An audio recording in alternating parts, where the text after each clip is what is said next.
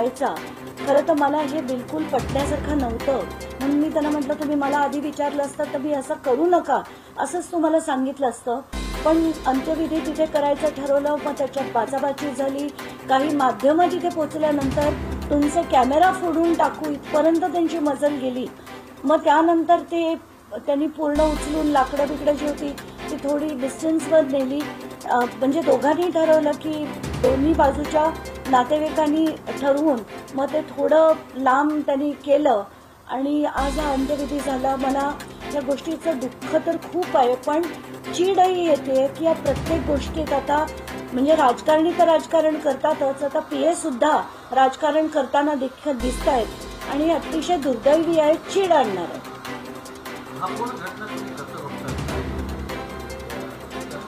आता ते अंत्यविधी चालू असताना म्हणजे आधी करू देत नव्हते तर मला त्यांनी व्हिडिओ कॉल केला तिथनं. ते व्हिडिओ कॉलचे मी काही स्क्रीनशॉट्स देखील माध्यमांना दाखवले की म्हटलं तिथे तुमचे कोणीच जात नाहीयेत प्रतिनिधी, तुम्ही काहीतरी त्यांना मदत करा. मग पोलिसांशी मी ऑन व्हिडिओ कॉल बोलले, मग मी एसपींशी बोलले की आता तरी म्हणजे ही जी दृश्य आहेत मला तर हे बिलकुल पसंत नाही, पण आता हे लावल्यानंतर तरी तिथे करून देण्याची परवानगी तुम्ही द्या. तेव्हा एसपींनी मला वाटतं तिथल्या अधिकाऱ्यांशी बोलवून हे करून दिलं. मला खरंच मी सांगते ना की काय पाळी आली आज एका मुलीवर जी इतकी उच्च शिक्षित असून सुद्धा तिला आज इतका दुर्दैवी आणि चीड आणणारा मृत्यू तिचा झालाय. आणि याच्यात प्रत्येक ठिकाणी आपल्याला राजकारण होताना दिसतंय. काल जसं मी म्हटलं तिथे पोलीस स्टेशनमध्ये सुद्धा बीडच्या काही लोकांनी मला सांगितलं की एक व्यक्ती येऊन सेटलमेंट करण्याच्या गोष्टी करत होता. तो म्हणाला की तुमचा एक माणूस द्या, आमचा एक माणूस घ्या आणि हे सगळं सेटल करू. हे सगळं ऐकल्यावर मला अतिशय चीड आली होती आणि त्या मुलीच्या वडिलांना घेऊन मी नायर हॉस्पिटलचे जे डीन आहेत त्यांच्या कार्यालयात जाऊन निवेदन दिलं की हे सगळं जे पोस्टमॉर्टम आहे ते ऑन व्हिडिओग्राफी झालं पाहिजे. मग त्यांनी 2 विटनेसेस, एक मेडिकल ऑफिसर आणि व्हिडिओग्राफर अशा याच्यात ते पोस्टमॉर्टम झालंय. आता त्याच्यात सुद्धा काही टॅम्परिंग होऊ नये आणि तिला खरंच आता न्याय हा शब्द कशाला म्हणावा हाच प्रश्न पडतो.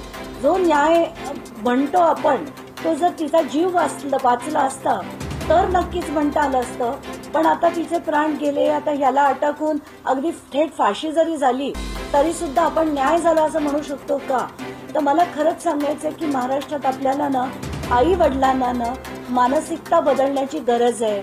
जर मुलगी सुखी नसेल, जर तिला त्रास असतील, तिला हाल असतील तर समाज काय म्हणेल, लोक काय म्हणतील याच्यासाठी तिला परत घरी न आणणं हा खरंच कुठेतरी आपण चुकतोय आणि ही मानसिकता बदलण्याची तात्काळ गरज आहे असं मी प्रत्येक आई वडिलांना नम्र विनंती करेन.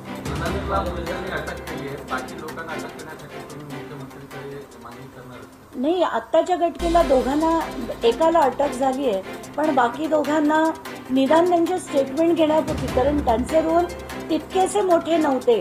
आता जे शीतल आंधळेचं मी ऐकलं की तू जर तुला नांदायचंय तर नांद, नाही तर आम्ही आमच्या भावाचं दुसरं लग्न करून देऊ, असं जर कुठली नणंद म्हणत असेल, एक स्त्री म्हणून तिची साथ देत नसेल तर हा प्रचंड मोठा गुन्हा आहे. पण आता या सगळ्यांना त्यांचे स्टेटमेंट्स घेऊन याच्यातल्या योग्य त्या चौकशी करून, म्हणजे तो पंकजा मुंडेचा पीए आहे म्हणून जर हे दाबलं गेलं तर तसं होऊ देणार नाही. मला तर पंकजा मुंडेंकडनं ही अपेक्षा होती की त्यांचं कालचं जे स्टेटमेंट होतं ते मी ऐकलं. त्याच्यात सरळ लिहिलंय की 6:30 ते 6:45 मध्ये मला ही माहिती मिळाली. मग पंकजाताई, तुम्ही त्या कुटुंबाला, जे पालवे कुटुंब होतं, तुमच्याच आडनावाचं कुटुंब होतं, त्या आडनावाच्या कुटुंबाला तुम्ही का मदत केली नाही, का तात्काळ पोलीस स्टेशनमध्ये गेला नाही? ती जी सासरची माणसं होती ती देखील पोलीस स्टेशनमध्येही नव्हती, हॉस्पिटलमध्येही नव्हती. ते सगळं का झालं? ती केवळ आत्महत्या असती, ते सगळं झालं नसतं. तुम्ही त्यांना मदत करणं गरजेचं होतं, पोलिसांशी बोलणं गरजेचं होतं, अंत्यविधीला उपस्थित राहणं गरजेचं होतं.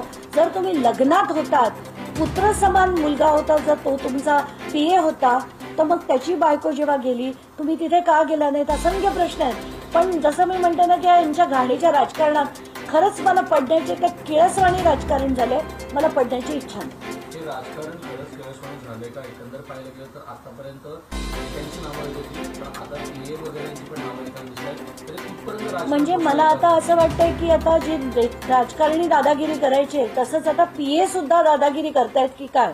कारण आताच्या घटनेला आपण बघितलं त्यांच्या गावाकडे पोलीस पाठा होता आणि पोलीस सुद्धा मज्जाव करत होते, सगळं लोकांना थांबवत होते, धमकवत होते.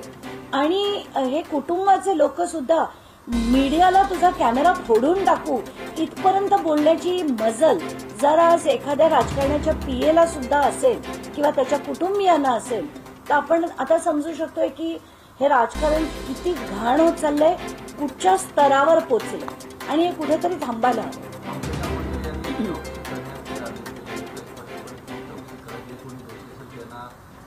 हा ना एक स्टँडर्ड डायलॉग झालाय महाराष्ट्राचा की याची चौकशी झाली पाहिजे, निष्पक्ष चौकशी झाली पाहिजे, कोणालाही सोडण्यात येऊ नये. हे तेच डायलॉग परत परत मांडले जातात. पण पंकजाताईंनी हे सांगणं गरजेचं आहे की त्या उपस्थित का नव्हत्या. 6:30 ते 6:45 त्यांना कळलं तर त्यांनी कुठल्या पोलीस स्टेशनला याची इन्फॉर्मेशन दिली की अशी अशी आत्महत्या झालीय, का हे केलं गेलं नाही. आणि त्या स्वतः ज्या वरळीतच त्यांचं ऑफिस असताना त्यांच्यापैकी तुम्हाला जमत नसेल तुमच्या ऑफिसमधल्या काही लोकांना तरी मदतीला हात देण्यासाठी पाठवणं गरजेचं होतं, तसं तुम्ही करताना दिसत नाही. त्या गरजे कुटुंबाची कुठलीही व्यक्ती ना पोलीस स्टेशनला होती ना तिथे हॉस्पिटलमध्ये. म्हणजे ते पूर्ण पोस्टमॉर्टम होईपर्यंत, ती पूर्ण बॉडी घेऊन जाईपर्यंत तुमच्यापैकी कोणीच का उपस्थित नव्हते या प्रश्नांची सुद्धा उत्तरं तुम्ही दिली पाहिजेत. पंकजाताई तुमच्याकडनं तुम्ही मंत्री म्हणून तरी या सगळी एक जबाबदार व्यक्ती म्हणून त्यांना मदत करणं गरजेचं होतं, पण तसं तुम्ही करताना पुन्हा एकदा दिसलं नाही ना. हो